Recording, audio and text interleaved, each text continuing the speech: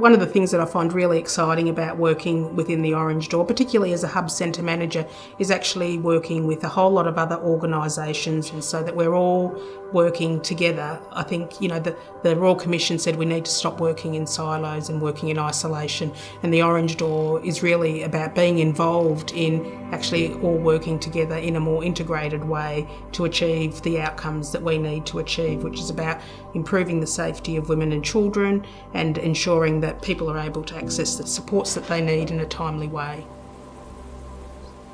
The Orange Door is trying to achieve sort of early intervention, so instead of having back-ended approach, it's trying to get there before it progressively gets worse. So in the time frame that the Orange Door has been open in the Mallee, I see there has been a difference. I see that the system has changed, and I see that that response is making it better for the lives of clients coming through the door. As the Aboriginal practice leader, but not only myself, but the Aboriginal practitioner that sits in there with me, we can put the cultural lens over any of the clients coming in through the door.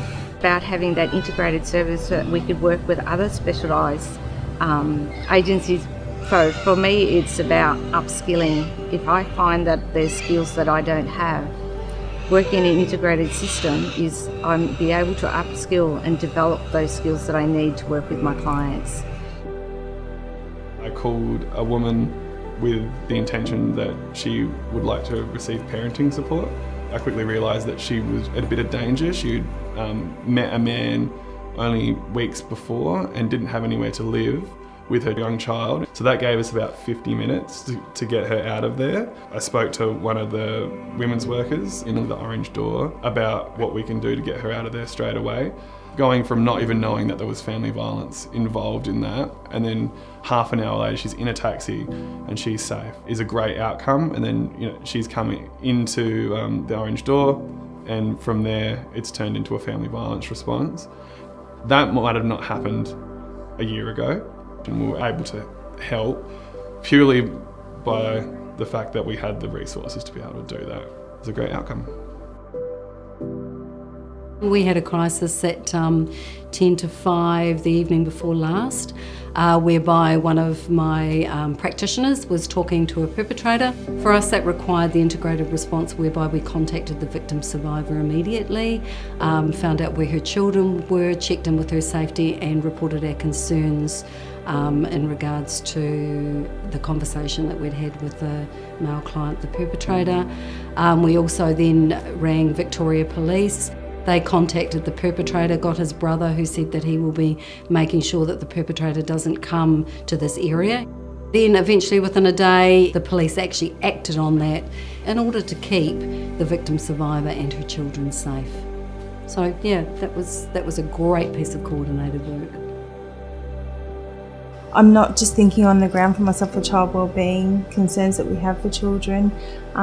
It's a hub approach. There's so many, like child protection, family violence. So for me, it's that collaborative thinking of everybody having their little piece to add.